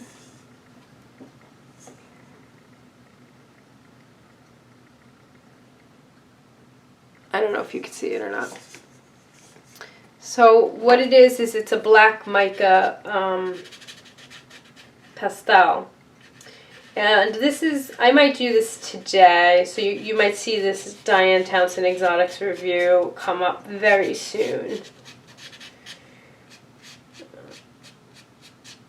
I was going to do it as part of my pastel intensive informational workshop that I have coming up for you guys, but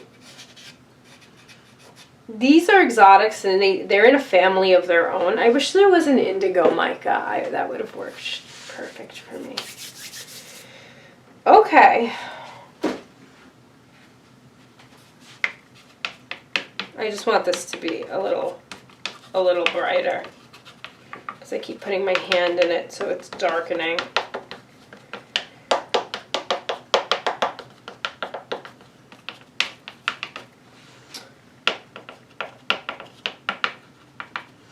Okay.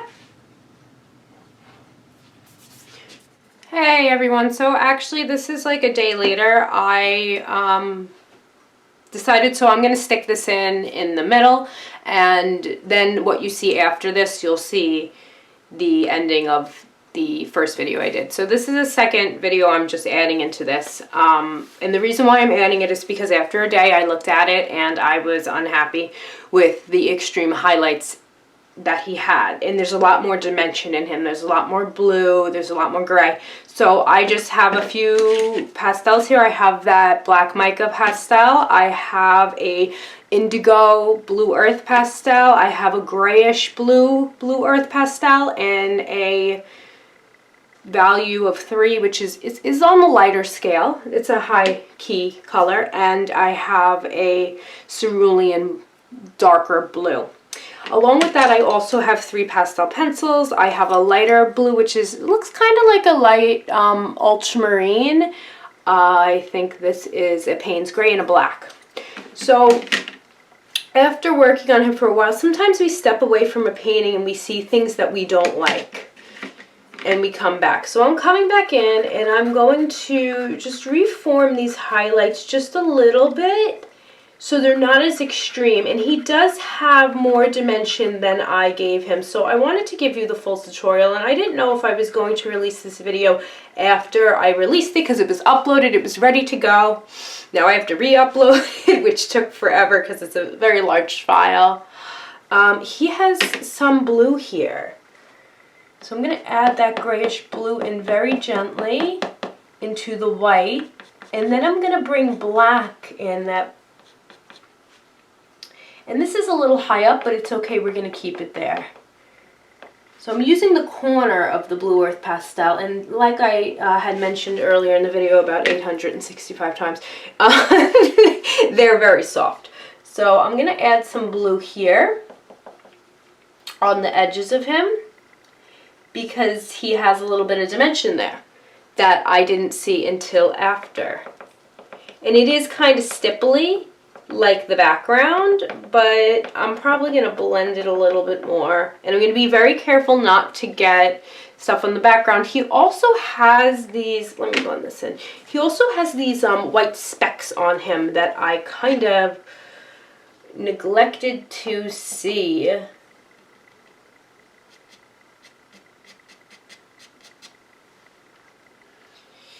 So that's very blue.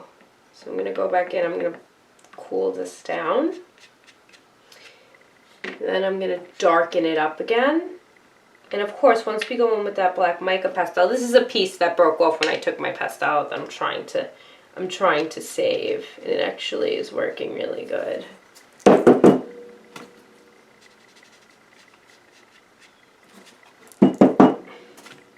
But I don't want to lose his outline while I'm doing this, and I'm trying to do this pretty quickly because this video is already pretty long, but I know most of you don't mind long tutorials.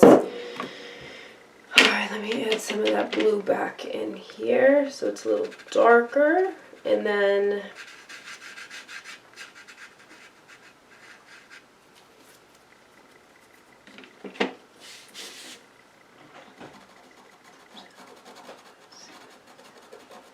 I'm going to see if I can bring that back a little without it looking a little too out of place. I really need a wet rag. I didn't prepare properly.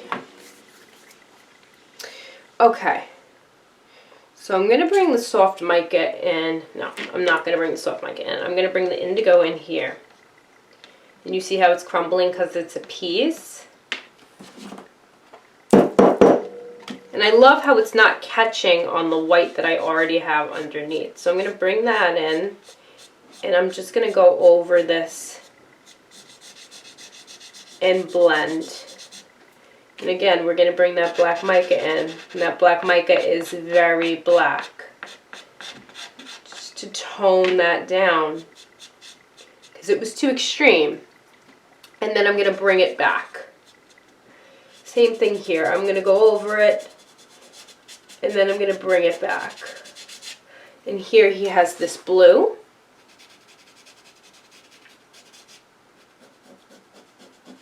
You know, sometimes we see things on the reference photo after the fact.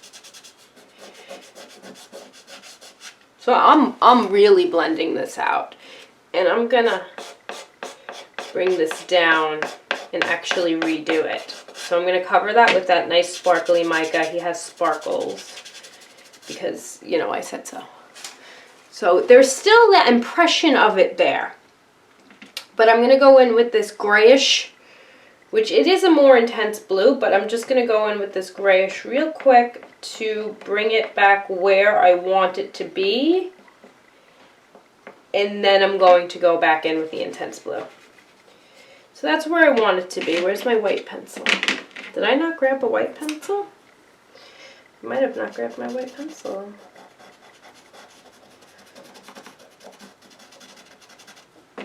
So this is already looking much better for me and what I wanted to do to it and get out of it. So because I added that lighter bit, I'm trying to use the tiniest piece of pastel. I'm going to fade it in with the indigo-like color.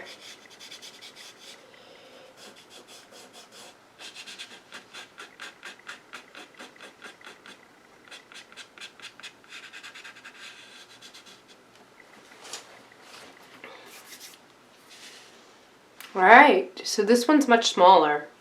So let's go in. And let's bring it back a little.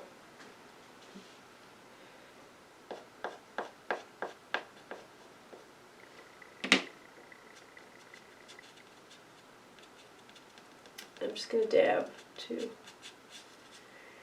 I'm going to bring that nice intense blue.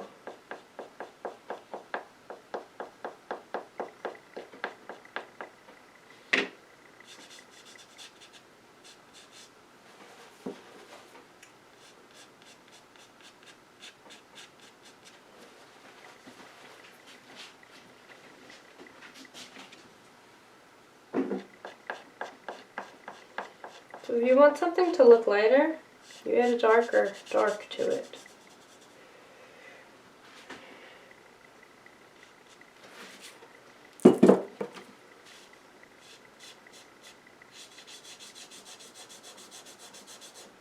There we go.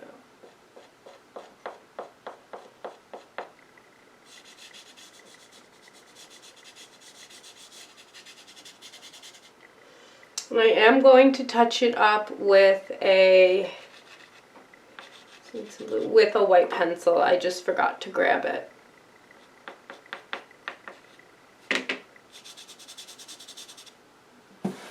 I'm getting on my background. Always have baby wipes in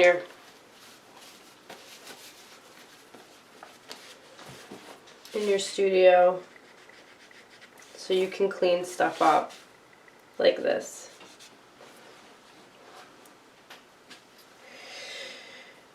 Okay. So this side is lighter than this side. So this is more blue. So this has more of this appearance.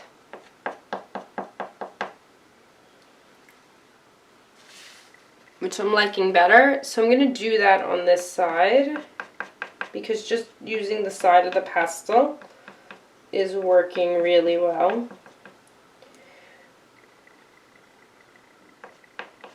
Yes. And then I have to bring back, I'm going to do it with this, see if I can do it with this side. I have to bring back his highlights here a little, which are really blue. They're very, very, very blue. I'm going to do the same thing with the corner of this pastel. Bring it back just a little bit, and I'm not going to blend them.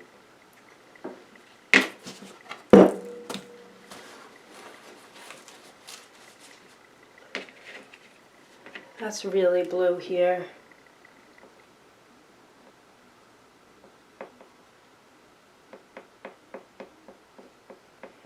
Okay, so after this, because I'm adding this clip kind of in the center before we were finished, all the stuff you hear after this, you're going to see the painting that I originally ended with. So it's going to look different at the end when I'm saying all of my, you know, links and goodbyes and stuff like that. And I'm actually going to go in with a light blue because I'm seeing a little bit of a lightness here that I do want to capture. But it's not so much on the side. So it's not that light on this side. It is maybe this light. Yeah, that's better. So, and then this thing in the middle, really should be doing this with a pencil. So the pencil is kind of taking the layers off.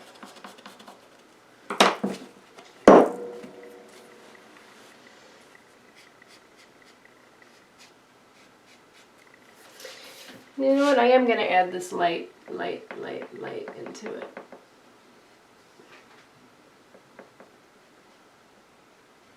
Because I feel like it's going to add to it.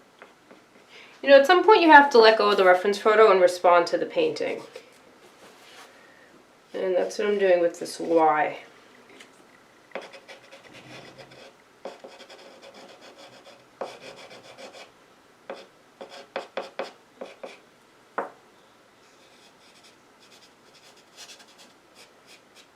So if you see him in person, there is a lot of different colors. And I'm going to zoom in and show you guys.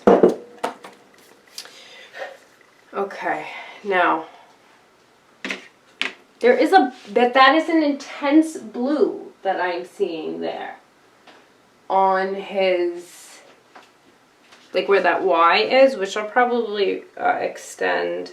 That's too intense. Maybe it's not. Maybe it's not, because I'm going to blend it.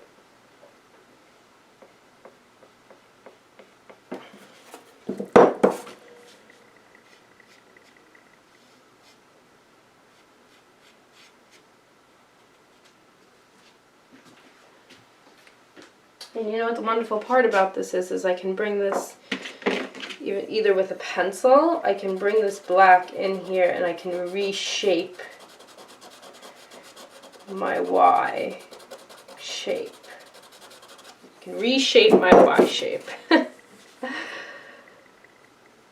Okay. So now we kind of have this blue. I'm going to do the same thing that I did with the other pastel. I'm going to bring in that like little bit of light with the corner. And I'm just going to touch it ever so lightly. And I have my face all the way down by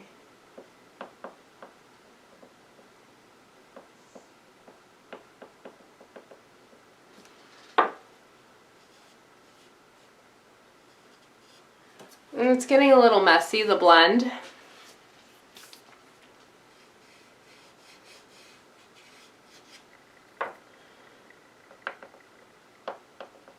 There we go.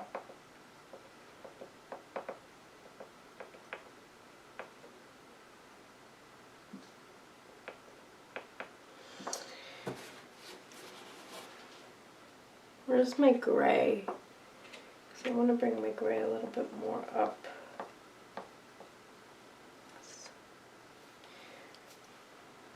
Okay. I'm much happier with that than I was. And it may not look like a big difference to you, but to me, this was a huge difference. And it's all about your values and how you see value. So again, I'm going to shape this out. I might go back in there with a lighter color, but I think this is pretty good for this Y section. So I'm just adding that mica back in, that black mica, where I may have lost it a little. And then, see how this blue gives him a little bit of dimension. Just want to blend that ever so slightly, especially around my Y, because I don't want it to be that visible. I want it to be like a speck. Which it's very visible on mine, but it's okay. I also wanted to bring his tail down a little bit, which I should sharpen my pencil. This is going to look like that. There we go.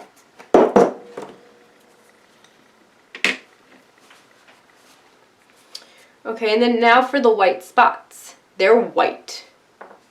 So I'm going to go for the lightest blue I have. And I'm just going to add random spots in by stippling far apart.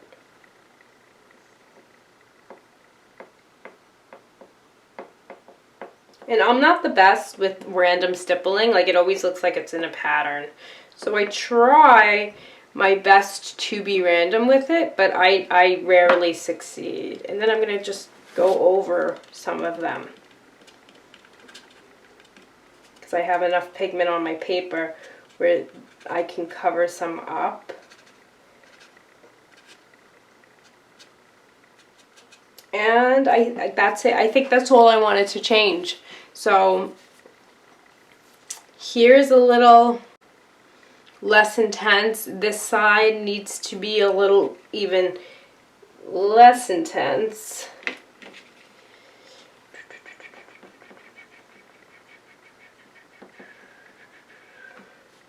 So this is another reason why I don't fix my pastel paintings. Because I know I'm going to have to go back in at some point and make some type of adjustments after my eye calms down.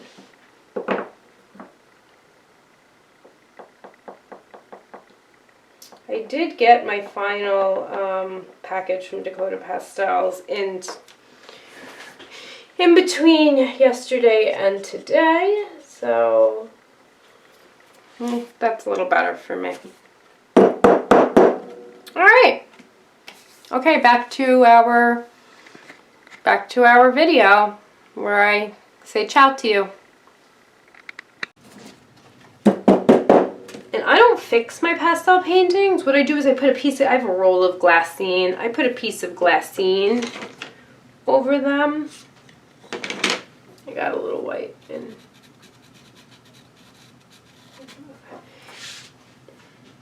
So what I'm going to do right in this white corner is I'm just going to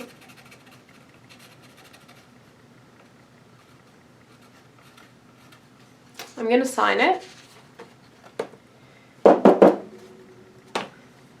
And there he is.